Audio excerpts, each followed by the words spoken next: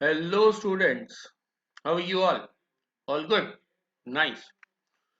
तो सबसे पहले तो स्टूडेंट काफ़ी दिनों से चैनल पे वीडियो नहीं आ पाया उसके लिए sorry because I was little busy मैं कहीं बाहर गया हुआ था और उसके भी वीडियोस मैंने बनाए हैं मेरे दूसरे चैनल पे बताऊंगा मैं आपको। और आज मैं स्टार्ट करने वाला हूँ standard 7 semester 2 unit number 3 sports. ठीक है, यूनिट 1 और 2 के वीडियो मैंने ऑलरेडी अपलोड कर दिए हैं। उसमें अगर आपको कोई डाउट है तो सारे वीडियोस मेरे चैनल पे हैं, वहां से आप देख सकते हैं। आज मैं स्टार्ट कर रहा हूँ यूनिट नंबर 3। चलो स्टार्ट करते हैं। Activity 1, enjoy the poem. Dreams, dreams, dreams, dreams, dreams of people, dreams of trees, dreams of land and dreams of sea. तो ड्रीम्स के बारे में आप सबको पता है, जो हम लोग सपने देखते हैं, जो हम लोग ख्वाब देखते हैं, जो हम सोचते हैं कि ऐसा हो जाए, काश ऐसा वैसा हो जाए, वो ड्रीम्स होते हैं। ड्रीम्स होते हैं लोगों के, ड्रीम्स होते हैं ट्रीज के, ड्रीम्स होते हैं लैंड के और ड्रीम्स होते हैं सीज के। हर कोई ड्रीम करता है, ऐसा नहीं कि सिर्फ हम ड्रीम कर रहे हैं। पोएट ये बता रहा है यहाँ पे कि ट्री भी जो है कुछ ड्रीम करते हैं, लैंड भी जो है वो ड्रीम करती है, सी भी है वो ड्रीम करता है। ड्रीम्स टू ग्रो बिग, कई लोग ड्रीम करते हैं कि वो बड़े हो जाएं, जैसे बच्चे हैं वो सोचते हैं कि यार काश मैं बड़ा हो जाऊं, कई ट्री है वो सोचते होंगे काश मैं बड़ा हो जाऊं। ड्रीम्स टू ग्रो रिच, कुछ लोग सोचते हैं, ड्रीम करते हैं, सपना देखते हैं रिच होने का, अमीर होने का। सब लोग ही देखते हैं कि यार मेरे पास बहुत सारा पैसा आ जाए, मैं बहुत सारा काम कर लूँ, मेरा बिजनेस सक्सेसफुल हो जाए। इस तरह के ड्रीम्स देखते हैं। ड्रीम्स टू प्रॉस्पर, प्रॉस्पर मतलब फलना फूलना, जो भी काम हम कर रहे हैं उसमें हमें सक्सेस मिलना, हमारा काम बड़ा होना, हमारी जॉब अच्छी होना, हमारा बिजनेस फैल जाना, या कोई भी हम काम करें उसके अंदर प्रॉस्पर होना। And dreams of peace, peace की क्या ड्रीम्स हैं?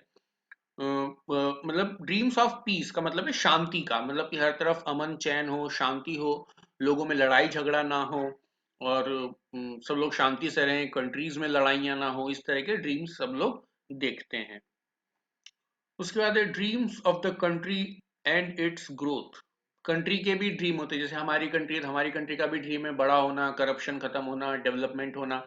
ऐसे ही हर किसी कंट्री के ड्रीम्स होते हैं ग्रोथ के लिए, कि डेवलपमेंट हो, अच्छी नई नई चीजें बने, एडवांस टेक्नोलॉजी डेवलप हो। इस तरह के ड्रीम्स होते हैं कंट्रीज के। Dreams of love and dreams of hope, dreams of love, तो इसको हम समझे तो इस तरह का, कई सारे लोग, मतलब हर कोई जो है वो लव पसंद करता है। जैसे आपके पेरेंट्स है वो आपसे लव करते हैं, मम्मी आपसे प्यार करती है, पापा प्यार कर से आप करते हैं, आप अपने भाई बहनों से प्यार करते हैं, आपके पापा मम्मी से और मम्मी पापा से प्यार करते हैं। इस तरह से हर तरफ प्यार, सुख, शांति, अमन चैन हो, इस तरह के ड्रीम्स सब लोग करते हैं। And dreams of hope, hope के भी ड्रीम्स होते हैं, उम्मीद होती है कि काश ऐसा हो जाए, मुझे होप है कि मैं इस साल बहुत अच्छे मार्क्स से पास हो जाऊंगा, या मुझे होप है कि इस साल मुझे नेक्स्ट ईयर मुझे पापा बाइसिकल दिला देंगे या मुझे नया मोबाइल दिला देंगे। होप होती है, हमें उम्मीद होती है, आशा होती है। किसी को उम्मीद होती है कि उसका बिजनेस लॉकडाउन में पूरा खराब हो गया तो अगले साल वो अच्छा हो जाएगा। किसी को और कोई ड्रीम होता है, किसी को बीमारी होती है, वो सोचता है कि वो होप करता है कि काश मैं ठीक हो जाऊंगा। तो ये ड्रीम्स है सारे, dreams dreams dreams, dreams that all the dreams come true. तो सारे ही ड्रीम्स है, और एक ड्रीम ये भी है कि सारे ही ड्रीम्स कम ट्रू हो जाए, सच हो जाए, सारे ही सपने सच हो जाए। एस्थर सैमुअल ने ये पोएम लिखी है। तो काफी अच्छी और इजी पोएम है, समझा दिया मैंने आपको। ठीक है, अगर आप नहीं समझ पाए तो इसको पूरी तरह से देख लीजिए।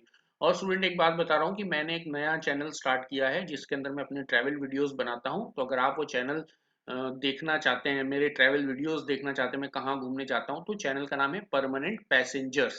आप उसको फॉलो कर सकते हैं यूट्यूब पे सर्च करके। काफी अच्छे अच्छे ट्रैवल वीडियोस में बना रहा हूँ। सो अब हम स्टार्ट करेंगे activity number 2। The poem refers to different dreams, what do you think of dream of hope, dream of peace look like. तो पोएम जो है कई सारे ड्रीम्स के बारे में बात करती है। तो आप क्या सोचते हैं कि ड्रीम ऑफ होप और ड्रीम ऑफ पोएम पीस कैसा दिखता है? तो right an imaginary description of the dream of hope and dreams of piece. तो अपने को इमेजिन करके और उसके बारे में लिखना है कि ड्रीम ऑफ होप कैसा दिखता है। तो dream of hope look like very beautiful and peaceful in the near future. People dream of having a good life ahead, good days ahead. They dream, they have hope of having a prosper life ahead. They have hope of living a healthy and happy life ahead. इस तरह से इसके description में हम लोग लिख सकते हैं कि this is how the dream of hope look like.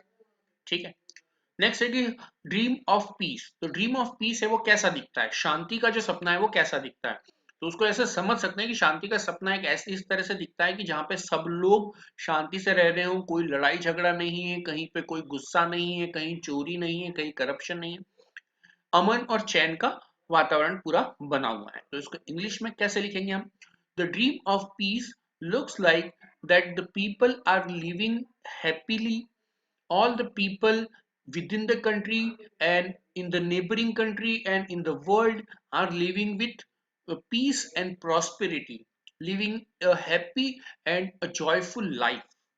ठीक है, ये इस तरह से हम लोग ड्रीम ऑफ पीस में लिख देंगे। नीचे बॉक्स दिया हुआ है, अपने को बोला है कि व्हाट इज योर ड्रीम, तो वो अपने को यहाँ पे लिखना है। फॉर एग्जाम्पल, अगर मैं अपना ड्रीम बताऊं तो मैं ऐसा लिख सकता हूं कि my dream is to teach as many student as possible, my dream is to make videos on all the topics which I can teach, and my dream is to travel this world which I have already started। आपको मैंने बताया ना अभी कि मैंने already start कर दिया है ट्रैवलिंग, और उसका एक चैनल मैंने अलग से बना भी दिया है, वो आप देख सकते हैं, या डिस्क्रिप्शन में मैं लिंक भी दे दूंगा। So my dream is to travel every country, see different people, different region। इस तरह से मैं इसमें लिख दूंगा। अब आपके क्या ड्रीम्स है वो आपको यहाँ पे लिखना है, तो वो मैं नहीं बताऊंगा आपको क्या लिखना है, क्योंकि थोड़ा आप भी प्रैक्टिस करें, थोड़ा कोशिश करें, बिकॉज दिस इज लर्निंग। मैंने थोड़ा एग्जाम्पल दिया, अब आप थोड़ा सीखेंगे, जब आप उसको लिखेंगे तो कुछ सीखेंगे भी सही। ठीक है, ये हो गया बात। अब आगे बढ़ते हैं हम लोग, और आगे क्या दिया हुआ है एक्टिविटी में, यहाँ पे लिखा हुआ है work in groups, find a student who has similar dream. तो आपको ग्रुप्स में काम करना है और फाइंड आउट करना है कि कौन ऐसा फ्रेंड है आपका, कौन ऐसा क्लासमेट है उसका ड्रीम भी सिमिलर है। Discuss what is similar and what is different in your dream. तो आपको डिस्कस करना है आपस में कि आपकी क्या सिमिलरिटी है और क्या डिफरेंसेस है। Talk to a friend about players and try to fill the table. और उसके बाद आपको यहाँ पे लिखना है, उसको अपने फ्रेंड से बात करके उसके बाद आपको यहाँ पे ये लिख देना है एक्टिविटी अपने फ्रेंड के साथ डिस्कस करके। या आप मेरा ले लीजिए, मैंने जो ड्रीम बताया आप उसको कंपेयर कर लीजिए अपने ड्रीम से और फिर ये टेबल फिल कर दीजिए।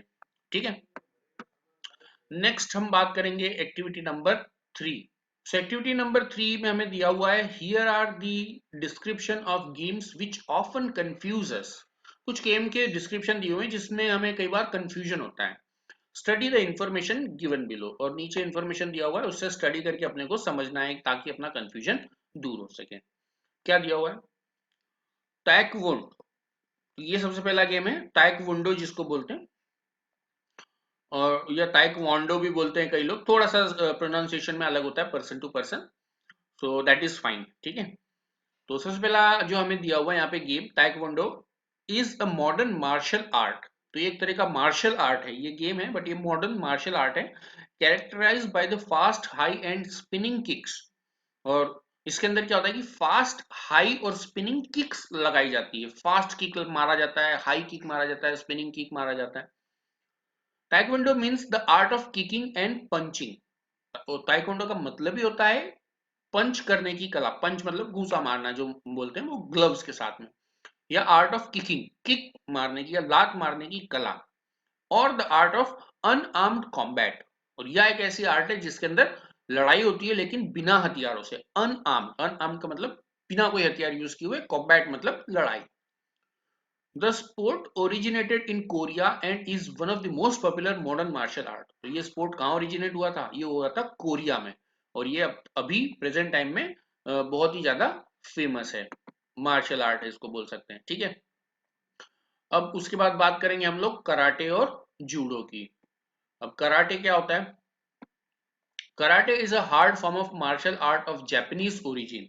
तो ये भी एक मार्शल आर्ट है कराटे भी, और ये कहाँ से स्टार्ट हुआ था, ये स्टार्ट हुआ था जापान से। It is a striking art using punching. तो ये स्ट्राइकिंग आर्ट है, इसमें यूज क्या होता है, पंच यूज किया जाता है, पंच मारा जाता है, किक मारा जाता है, नी एंड एल्बो स्ट्राइक, नी और एल्बो स्ट्राइक भी दिया जाता है, घुटने से भी मारा जाता है, नी से भी मारा जाता है, एल्बो से भी मारा जाता है। On the opponents body, opponents जो अपना सामने वाला जो कॉम्पिटिटर है उसकी बॉडी पे एल्बो, नी, पंच, किक इस तरह से मारा जाता है। A karate practitioner is called karateka, और जो कराटे प्रैक्टिस करता है पर्सन उसको क्या बोलते हैं, कराटेका। ठीक है, तो ताइक्वांडो समझ में आ गया। और ये कराटे समझ में आ गया, दो डिफरेंस आ गया। ताइक्वांडो में मोस्टली किकिंग यूज करते हैं, अनआर्म्ड कॉम्बैट।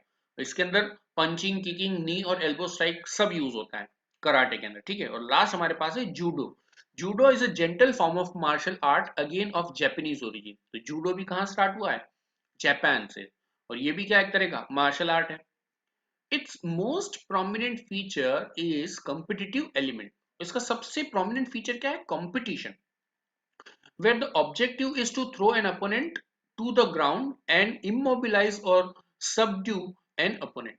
और इसका जो मकसद होता है वो क्या होता है कि जो हमारा ओपोनेंट है, जो हमारा कॉम्पिटिटर है सामने, उसको जमीन पे फेंकना, उसको इमोबिलाइज कर देना। मतलब वो इस तरह से उसको पकड़ लेना है, इस तरह से उसको उसके साथ फाइट करना कि वो हिलडुल ही ना सके, या सबड्यू द ओपोनेंट, या ओपोनेंट को पूरी तरह से सबड्यू कर देना।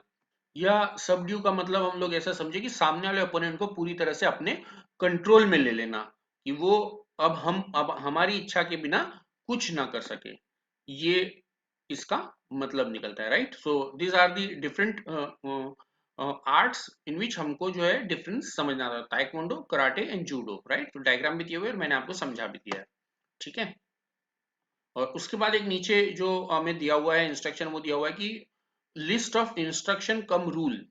तो सपोज कि अगर आपको ये ऑर्गेनाइज करना है अपनी स्कूल में कंपटीशन, और जो है आप स्पोर्ट्स क्लब के मेंबर हो, और आपको बोला गया है कि कुछ इंस्ट्रक्शन बनाना है प्लेयर्स के लिए, रूल और ऑफ द टूर्नामेंट, तो उसकी लिस्ट बनानी है। तो इन गेम के अंदर क्या क्या रूल होंगे टूर्नामेंट के अंदर, उसकी आपको एक लिस्ट बनानी है, ठीक है। आप स्पोर्ट्स क्लब के मेंबर है अपनी स्कूल के, तो वो बना के आपको अपनी नोटबुक में लिखना है, ठीक है।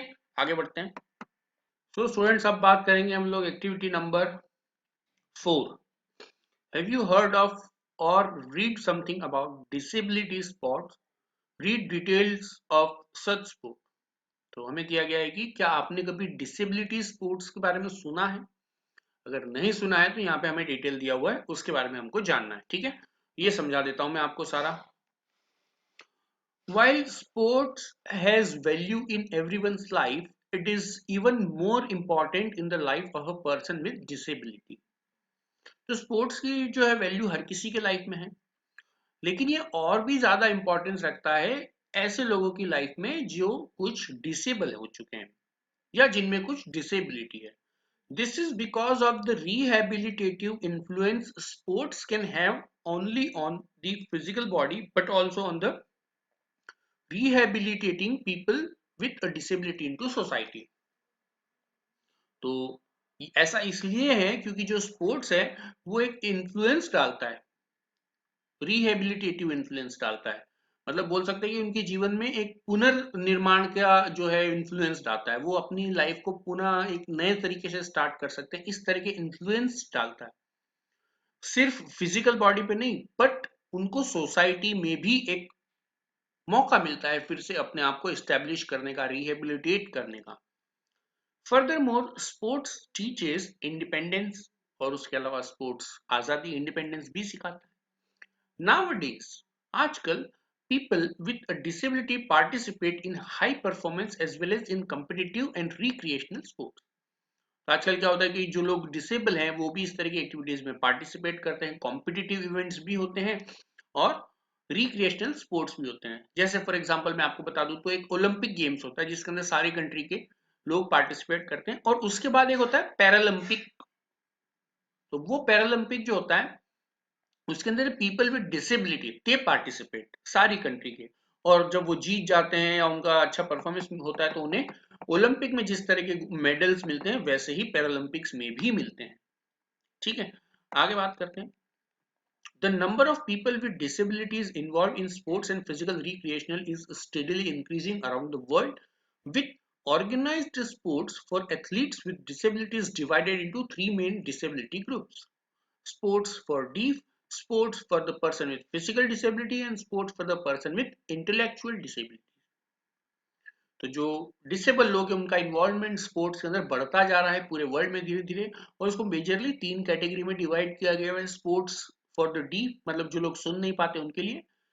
Sports for the person with physical disability, ऐसे लोग जिनको फिजिकल डिसेबिलिटी है, यानी उनके कोई हाथ पांव में कुछ प्रॉब्लम है या नहीं काम करते हैं या नहीं है या इस तरह का कोई भी डिसेबिलिटी है वो। और इंटेलेक्चुअल डिसेबिलिटीज मतलब जिनको थोड़ा समझने में प्रॉब्लम होता है या जिनको सोचने में प्रॉब्लम होता है या जिनको बोलने में प्रॉब्लम होता है, इस तरह की जो डिसेबिलिटीज है तो इनको 3 अलग-अलग कैटेगरीज में डिवाइड किया गया है। From the late 1980s, organizations began to include athletes with disabilities in sporting events such as Olympic Games and Commonwealth Games. तो लेट 80s से 1980s से ऐसा हुआ कि जो ऑर्गेनाइजेशन थे वो एथलीट्स को, डिसेबल लोगों को भी ऐसे एथलीट इंक्लूड करने लगे ओलंपिक गेम्स में जो कि वर्ल्ड वाइड होते हैं। कॉमनवेल्थ गेम वो भी इस तरह के काफी सारी कंट्रीज उसके अंदर पार्टिसिपेट करती हैं। However, many sports are practiced by person with a disability outside the formal sports movement. For example, तो बहुत सारे स्पोर्ट्स ऐसे हैं जो प्रैक्टिस किए जाते हैं जो लोग डिसेबल हैं उनके लिए outside the formal sports movement. तो जो नॉर्मली जो गेम खेला जाता है उससे थोड़ा सा अलग उस गेम को बना दिया गया है। जैसे wheel chair basketball, normally basketball जो है लोग ग्राउंड पे खेलते हैं दौड़ते हुए। अब जो लोगों को पाँव में प्रॉब्लम है उन लोगों के लिए व्हील चेयर बास्केटबॉल बनाया, मतलब वो अपनी व्हील चेयर पे बैठे बैठे गेम खेलते हैं। व्हील चेयर डांसिंग है, वेट लिफ्टिंग है, swimming and many other sporting activity you can join if you are mentally और फिजिकली डिसेबल। तो ऐसे जो भी लोग हैं जो कि मेंटली या फिजिकली डिसेबल हैं, कुछ इश्यूज हैं उनके साथ, तो वो इस तरह के गेम्स या स्पोर्ट्स ज्वाइन कर सकते हैं। Do you like this idea of having a separate sports for disable? क्या तुम्हें ये आइडिया पसंद आया? उसके लिए हमें स्पेस दिया हुआ है आंसर के लिए। सो लिखना है कि यस आई लाइक दिस। मैं आंसर बता रहा हूँ आपको, ठीक है? अगर आपको लिखना है तो आप उसके अंदर ऐसा लिख सकते हैं कि yes I like this idea of the separate sport for disable people because it gives them say confidence to lead their life. It also makes them happy and keep them physically fit, and it has benefit means on their physical level as well as and their mental level, right? In the society also they feel privileged. So this is the answer you can write here. क्या आप अपना answer अगर खुद का आपने बना लिया है so that also you can mention. So next हमें यहाँ दिया हुआ है imagine different sports and games for the disable people and complete the table. तो जो डिसेबल लोग होते हैं उनके लिए क्या क्या स्पोर्ट्स हम लोग इमेजिन कर सकते हैं वो हमें यहाँ बनाना है एंड देन वो टेबल हमें कंप्लीट करना है, ठीक है? तो एग्जाम्पल के लिए मैं एक दो बता देता हूँ। Sports games for the deaf, तो डीफ के लिए क्या गेम बना सकते हैं आप? तो उनके लिए आप कोई ऐसा गेम बना सकते हैं बॉल का जो उन्हें खेलना रहेगा, कोई मतलब, या और कोई मार्बल का गेम छोटा हो कोई डिजाइन कर सकते हैं वो खेल सकते हैं। डिसेबिलिटीज वाले पर्सन के लिए आप कोई ऐसा गेम डिसाइड कर सकते हैं जो वो अपने मतलब डिसेबिलिटी के साथ वो उसे खेल सके, जैसे कोई कैरम हो गया वो खेल सकते हैं, या और कोई इस तरह का कार्ड्स का गेम है वो भी खेल सकते हैं। Sports for person with intellectual disabilities, sports banana actually मैंने यहाँ पे जो कैरम बताया वो स्पोर्ट्स में तो नहीं आएगा। तो स्पोर्ट्स में तो जैसे व्हील चेयर वाला हो गया, तो व्हील चेयर सपोज पे कोई डिसेबल पर्सन है जो कि व्हील चेयर यूज कर सकता है, तो उनके लिए क्रिकेट बना सकते हैं जो कि व्हील चेयर पे बैठे बैठे क्रिकेट खेलो, उसके रूल उस तरह से डिजाइन कर सकते हैं। इंटेलेक्चुअल डिसेबिलिटी वाले पर्सन के लिए हम गेम बना सकते हैं कि सामने कुछ नंबर्स रख दे उनके सामने, उनको बोला जाए कि जाओ रन करके और 5 नंबर पे टच करके आओ, या कोई इस तरह का और जिसमें फिजिकल एक्टिविटी इन्वॉल्व हो, इस तरह के गेम हम उनके लिए डिजाइन कर सकते हैं। तो ये कुछ एग्जाम्पल थे, आप भी इस तरह से कोई गेम और डिजाइन कर सकते हैं और यहाँ पे लिख सकते हैं, ठीक है? नेक्स्ट हमें यहाँ दिया हुआ है question, how will you bring happiness in the life of a person who is disabled. तो जो कोई पर्सन डिसेबल है उसकी लाइफ में आप हैप्पीनेस कैसे ला सकते हैं? Note 2 things you can do, compare your idea with those of your friend. तो 2 चीजें आपको यहाँ पे लिख सकते हैं और फिर उसको आपको क्या करना है, अपने फ्रेंड के साथ कंपेयर करना है। तो मैं बता देता हूँ 2 चीजें। First, we can behave normally with the disabled person, that will bring happiness to their life. Secondly, we can help disabled person with certain work which they are unable to do, that will also bring happiness to their life. तो आप उनका कोई काम कर सकते हैं, उनकी कोई हेल्प कर सकते हैं जो वो खुद से नहीं कर पा रहे हैं, तो उन्हें खुशी होगी अगर आप उनकी हेल्प करते हैं तो, ठीक है? और उनसे नॉर्मल बिहेवियर कर सकते हैं। कई लोग ऐसे होते हैं जो डिसेबल लोगों के साथ अच्छा बिहेव नहीं कर सकते करते हैं, तो उनकी जगह अगर आप उनसे नॉर्मल बिहेव करते हैं, अच्छा फ्रेंडली बिहेव करते हैं, तो उन्हें खुशी होगी। By this way we can bring the happiness to disabled person's life. ठीक है, ये हो गया activity number 4. Now let us talk about the activity number 5. तो एक्टिविटी नंबर 5 में अपने को एक पिक्चर दिया हुआ है जिसके अंदर एक पर्सन है जो कि स्कूबा डाइविंग कर रहा है. यहाँ पे काफी सारी फिशेज हैं, नीचे कोरल है और वो वाटर के अंदर है, ऑक्सीजन का सिलेंडर लगा हुआ है. इस तरह का पिक्चर है ये, और क्या लिखा है वो समझने की कोशिश करते हैं. Here is an experience narrated by a scuba diver. तो जो स्कूबा डाइवर होते हैं उसने अपना एक्सपीरियंस को यहाँ पे बताया हुआ है. Scuba diving is a water sport, एक तरह का वाटर स्पोर्ट है. Scuba diving is a form of underwater diving in which a diver uses a self contained underwater breathing apparatus to breathe underwater. ये एक इस तरह का sport है जिसके अंदर जो डाइवर होता है वो यूज करता है क्या, self contained underwater breathing apparatus. तो एक सांस लेने के लिए क्या apparatus होता है जिसके अंदर मुंह पे इस तरह का वो लगा हुआ रहता है, उसको पाइप से कनेक्टेड होता है पीछे ऑक्सीजन के सिलेंडर में, उसको यूज किया जाता है. Unlike other mode of diving which relies either on breath hold or on air pumped from the surface. तो ये दूसरी जो डाइविंग मेथड है जिसके अंदर होल्ड करके ब्रीदिंग डाइव किया जा सकता है या सरफेस से एयर के थ्रू ब्रीथ करके डाइव किया जाता है, उनसे थोड़ा अलग है. Scuba divers carry their own source of breathing gas. वो अपनी सोर्स जो ब्रीदिंग गैस है वो खुद कैरी करते हैं, allowing them to greater freedom of movement than with an airline or diver's umbrella and longer underwater endurance that breathe hold. तो जो बाकी जो मेथड है जिसमें ब्रीथ होल्ड करके रखते हैं या सरफेस के थ्रू ब्रीदिंग करते हैं, उन सब के कंपैरिजन में स्कूबा डाइविंग के अंदर जो डाइवर होता है उसको ज्यादा फ्रीडम मिलता है कि वो मूवमेंट कर सकता है अंदर, क्योंकि उसका ऑक्सीजन का जो है उसका अपैरेटस खुद का है, तो उसको टेंशन लेने की जरूरत नहीं है या बार बार होल्ड करने की जरूरत नहीं है या सरफेस पे आने की भी जरूरत नहीं है. स्कूबा इक्विपमेंट में be open circuit in which exhaled gas is exhausted to the surrounding. तो स्कूबा डाइविंग का जो apparatus होता है वो दो तरह का होता है. एक तो वो ओपन सर्किट हो सकता है, मतलब कि जिसके अंदर से जो ब्रीथ लेने के बाद जो कार्बन डाइऑक्साइड बाहर आता है वो डायरेक्ट उसमें से बाहर निकल के कहाँ चला जाता है, वो पानी के अंदर मिक्स हो जाता है, बबल्स के फॉर्म में वो निकल जाता है. और क्लोज और सेमी क्लोज सर्किट, या फिर वो क्लोज्ड हो सकता है या वो सेमी क्लोज सर्किट हो सकता है, in which the breathing gas is scrubbed to remove carbon dioxide. जिसके अंदर से जो गैस हम लोग एक्सेल करते हैं उसके अंदर से कार्बन डाइऑक्साइड तो रिमूव हो जाता है, and the oxygen used is replenish from a supply. और उसके अंदर जो ऑक्सीजन है वो वापस से सप्लाई के अंदर मिक्स हो जाता है, और फीड गैस बिफोर बीइंग रीब्रीथेड, या फिर उसको फीड गैस की तरह यूज किया जा सकता है बिफोर रीब्रीथ करने से पहले. ये स्कूबा डाइविंग का एक्सपीरियंस है, इसमें बताया और किस तरह का apparatus यूज करते हैं. ठीक है, आगे देखते हैं. आगे हमें कहा गया है let's read a scuba diving experience. तो स्कूबा डाइविंग का एक्सपीरियंस किस तरह का होता है उसके बारे में हमें दिया हुआ है, उसको हम रीड करेंगे. Some people are scared to try scuba dive. कुछ लोग डरते हैं स्कूबा डाइव को ट्राई करने से.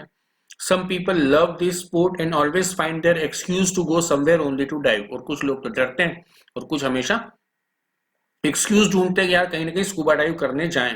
आपको बता दूं कि मैं भी बहुत जल्दी स्कूबा डाइव करने जाने वाला हूं, और उसका जो वीडियो है मैं अपने ट्रैवल चैनल पे अपलोड करूंगा, जो मैंने दूसरा एक अपना चैनल बनाया है यूट्यूब का जिसके अंदर मैं अपने ट्रैवल रिलेटेड वीडियोस ऐड करता हूं. ठीक है, और इंडिया में भी कई सारी जगह पे स्कूबा डाइविंग स्टार्ट हो चुका है.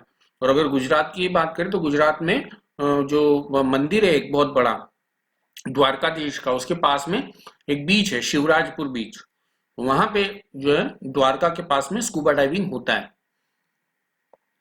उस बीच का नाम है शिवराजपुर बीच. Is this sport has some similarities with favorite fruit durian? Either you love it or you hate it. तो एक क्वेश्चन पूछा कि क्या इसका कोई वो फ्रूट जो डूरियन एक फ्रूट है उससे कोई कम कॉम्बिनेशन है क्या, उससे कोई कनेक्शन है क्या, या तो तुम इसे पसंद करते हो या इससे नफरत करते हो, और just don't have the courage to try. या फिर कुछ लोग ऐसे होते हैं जिनके अंदर बस हिम्मत नहीं होती, थोड़ा करेज नहीं होता ट्राई करने का. I had been thinking to take a course on scuba dive a month ago. मैं एक महीने पहले सोच रहा था स्कूबा डाइव का कोर्स करने का. मैं नहीं, इस स्टोरी में बता रहा हूँ. बट wasn't श्योर, लेकिन मैं श्योर नहीं था. As I am scared of snakes, sea snake, और मुझे थोड़ा डर लगता था सी स्नेक से जो सी के अंदर होते हैं. Thinking about it makes me sick and all frighten. उसके बारे में जब मैं सोचता हूँ तो मुझे अच्छा नहीं लगता है और मुझे डर लगने लगता है. But then I was so curious why people love it so much. लेकिन मैं बहुत क्यूरियस था, बहुत उत्सुक था, मुझे जानना था कि लोगों को ये इतना क्यों पसंद है scuba diving. They all say that under the sea is like a totally different world yet a beautiful one. सब लोग ऐसा बोलते हैं कि सी के अंदर जो है पूरा ही डिफरेंट एक वर्ल्ड होता है और वो काफी ब्यूटीफुल भी होता है। And for that I am taking my risk and try to overcome my fear of possibility of bumping into the sea snake. ये यू कैन लॉफ मी है। तो बोल रहा है कि और उसीलिए सब लोग बोलते हैं, उसीलिए जो है मैं भी रिस्क लेने का सोच रहा हूँ और ट्राई कर रहा हूँ कि मैं अपनी जो है डर को ओवरकम कर लूँ, डर के आगे निकल जाऊं और शायद मैं एक सी से एक ने टकरा भी जाऊं, ऐसा वो बोल रहा है। So after taking a private lesson from my diving instructor I went to an island. फिर प्राइवेट इंस्ट्रक्शन लेने के बाद मैं एक आइलैंड पे गया। हियर्स माय फर्स्ट एक्सपीरियंस, और वहां पे मेरा पहला एक्सपीरियंस किस तरह का था वो ये मैं आपको बता रहा हूँ। फर्स्ट डाइव, पहली डाइव मैंने लगाई 12 मीटर डेप्थ, हम लोग गए। Tried hard not to panic, बहुत कोशिश की मैंने पैनिक ना करूं। What the hell am I doing, मैं क्या कर रहा हूँ, ये मैं क्या कर रहा हूँ। I said to myself, मैंने अपने आप से कहा। What if something bad happen, क्या अगर कुछ बुरा हुआ मेरे साथ तो क्या होगा। But I kept positive thought, लेकिन मैं पॉजिटिवली सोचता रहा। It's going to be a wonderful experience, just do it. मैं पॉजिटिवली सोचता रहा कि यार नहीं ये बहुत अच्छा एक्सपीरियंस होगा, बस इसको करना ही है। Then I sink myself and went down deeper deeper and deeper. फिर मैंने अपने आप को अंदर सिंक किया और मैं डीपर और डीपर अंदर की तरफ जाने लगा। I could feel my heart beats fast and my ears hurt as I went deeper. मैं अपनी हार्ट बीट बहुत फास्ट होती हुई सुन सकता था और मेरे कान में आवाज आ रही थी, हर्ट हो रहा था थोड़ा, जैसे जैसे मैं डीपर जा रहा था वैसे वैसे। Following my diving instructor, I equalized my ears often until I felt comfortable to explore the underwater sea. तो मेरा जो डाइविंग इंस्ट्रक्टर था उसने मुझे बताया, उस तरह से मैंने किया और फिर मेरे जो है कान ईयर जो है थोड़े इक्वलाइज हो गए। तो फिर मैं कंफर्टेबल मुझे लगने लगा सी, अंडर वाटर सी एक्सप्लोर करने में। Suddenly all around me was green, अचानक से मेरे चारों तरफ क्या हो गया, एकदम ग्रीन ग्रीन हो गया। I felt like living in a green world, मुझे ऐसा लगने लगा कि मैं एक पूरी ग्रीन वर्ल्ड में रहने लगा हूँ, आ गया हूँ। Really as far as I could see everything was green, जितना दूर मैं देख सकता था हर तरफ मुझे ग्रीन ही ग्रीन दिखाई दे रहा था। आई सॉ सम कोरल, मैंने कुछ कोरल देखे वहां पे, big one, some of them look like giant mushroom, कुछ बड़े बड़े थे और कुछ तो बहुत बड़े बड़े मशरूम की तरह दिख रहे थे। I saw some sea urchin too, मैंने कुछ सी अर्चिन भी वहां पे देखे। And lots of fish hiding in the sand, और बहुत सारी फिशेस मैंने देखी जो कि सैंड के अंदर छुप रही थी। I was enjoying the scenery all around me until my instructor waved at me with her hand holding a pink fan. What? That fin looks similar, I thought. And yes, that's my fin. तो मैं मजा ले enjoy कर रहा था सब, जब तक मेरे इंस्ट्रक्टर ने मेरी तरफ देखा। उसके हाथ में क्या था, एक फिन था पिंक कलर का। मतलब क्या यार, ये तो मेरे फिन जैसा दिख रहा है। और हाँ, वो सच में मेरा ही था। I didn't realise that my right fin manage to release itself from my right foot. और मैंने जो अपने पाँव में फिन लगाया था वो निकल गया था मेरे पाँव से। वो मछली के जो पाँव होते हैं उस तरह का वो पाँव में लगाते हैं ना, फिन एकदम फ्लैट होता है, उससे क्या ऐसे आप इजीली उसके अंदर फ्लोट कर सकते हो। तो वो उसके पाँव से निकल गया। I was almost choke from laughing with the regulator on the mask attach on my face. मैं एकदम से हंसने लगा, मेरे मुंह पे तो वो लगा हुआ था, चोक लगा हुआ था रेगुलेटर, और मास्क के अंदर ही मैं हंसने लगा। So that was the first dive, और वो मेरा पहला डाइव था। In total we drove 5 times in 2 days, हम 5 बार गए 2 दिन के अंदर। Manage to dive up to 18 metres depth, और हम लोग लगभग लगभग 18 मीटर जितना डीप में चले गए थे। The next dives were smooth and for sure I didn't lose my fin, और जो मेरी नेक्स्ट डाइव थी काफी स्मूथ थी और मैंने अपना फिन उसके अंदर नहीं घुमाया था सेकंड बार में। Was so happy to see different types of fish swimming in front of me as I was invisible. मैं खुश था, बहुत सारी अलग अलग तरह की फिशेस मेरे साथ में स्विम कर रही थी, मैं एकदम इनविजिबल था। The sea definitely looks beautiful underwater and it's really amazing. Amazed me to realize that there are thousands of creatures living under the sea peacefully. और मैं देख के काफी ज्यादा सरप्राइज हुआ कि सी के अंदर हजारों एनिमल जो है काफी पीसफुली रहते हैं। It was Indeed so peaceful down here, ये काफी मतलब पीसफुल था नीचे, सो क्वाइट, और इतना शांत था, all I could hear was only my breath, मुझे सिर्फ जो भी कुछ आवाज आ रही थी वो सिर्फ मेरी ब्रेथ की थी, सांस की थी, breathing in breathing out. While enjoying the green world and it's inhabitants around me, उनको एंजॉय करते हुए, ग्रीन वर्ल्ड को एंजॉय करते हुए और उसमें रहने वाले क्रीचर्स को एंजॉय करते हुए मुझे सब कुछ दिख रहा था और सिर्फ मुझे ब्रीदिंग की आवाज ही सुनाई दे रही थी। ठीक है, अब यहाँ पे 3 चीजें अपने को करनी है। पहला, एक prepare a brief summary of the scuba diver story of his experience, तो एक ब्रीफ समरी बनाना है अपने को कि scuba divers experience was good, earlier he was afraid, पहले उसे डर लग रहा था, फिर बाद में उसने कोशिश किया, फिर 2 दिन में वो लोग 5 बार गए, 18 मीटर की डेप्थ तक गए, वहां पे सब कुछ ग्रीन था, वहां पे बहुत सारे फिशेस थी, बहुत सारे एनिमल्स वहां पे दिखे, और there is a totally different life in the sea. ये समरी हो गया, इंग्लिश में इसको आप लिख सकते हैं। ठीक है, second, you and your friend would like to interview this scuba diver, आप और आपके फ्रेंड चाहते हो कि आप इस स्कूबा डाइवर का इंटरव्यू लो। You want to get some more detail of scuba diving, आपको और ज्यादा डिटेल चाहिए। फ्रेम 3 क्वेश्चन, तो 3 क्वेश्चन आपको लगाने हो। तो पहला question, what happened to your fear after your first scuba dive into the sea? Suppose कि ये इंटरव्यू ले रहे हैं जिसने स्टोरी सुनाई, तो उसने बोला ना उसको डर लग रहा था, तो उसको पूछना है फर्स्ट क्वेश्चन में कि आपके डर का क्या हुआ जब आपने पहली डाइव लगाई, what happened to your fear after your first dive. Second, are you planning to go for more scuba diving now, क्या आप कोशिश कर रहे हैं कि आप और स्कूबा डाइविंग करने के लिए जाएंगे। और थर्ड क्वेश्चन में आप लोगों के लिए छोड़ रहा हूं, ठीक है, आप खुद से बनाइए उसको। Next, form your question and experience, write tips for scuba divers. तो from your question and experience, तो तुम्हारे जो क्वेश्चन थे वो और तुम्हारा जो एक्सपीरियंस था उससे right tips for scuba diverse, scuba divers के लिए टिप्स देना है। तो टिप्स देना है कि क्या है कि ब्रीदिंग एपरेटस को अपना प्रॉपरली लगा के रखना है, उसको ध्यान रखना है कि कहीं वो मतलब उसके अंदर कनेक्शन लूज ना हो जाए, कोई इस तरह का प्रॉब्लम ना हो जाए। फिर जो फिन लगे हुए होते हैं पाँव में, उसके ऊपर थोड़ा ध्यान रखना है कि वो कहीं से निकल ना जाए पाँव में से। ठीक है, इस तरह से ये टिप्स उसके लिए ध्यान रखनी है। ये कुछ लिख सकते हैं हम इसके अंदर आंसर में। Next, we will talk about activity number 6.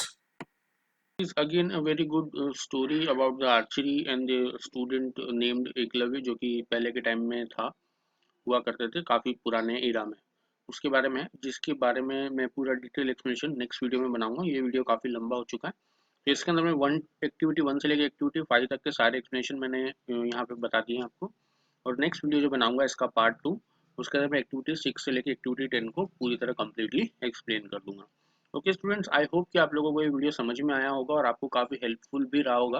तो अगर आपको इस वीडियो से कुछ हेल्प मिला है तो ज़रूर से मुझे कमेंट में बताइए, और अगर आप नए हैं मेरे चैनल पे तो इसको सब्सक्राइब कर दीजिए, क्योंकि मैं सारे इस तरह के वीडियोस बनाता रहूँगा और आने वाले टाइम में काफ़ी सारे वीडियोस भी मेरे आते रहेंगे। और अगर आपने मेरा ट्रैवल चैनल सब्सक्राइब नहीं किया है तो उसे भी एक बार जाके देखिए, उसका नाम है परमानेंट पैसेंजर, जिसके ऊपर काफ़ी अच्छे अच्छे वीडियोस मैंने बना दिए। Okay students, goodbye for now, see you again in the next video.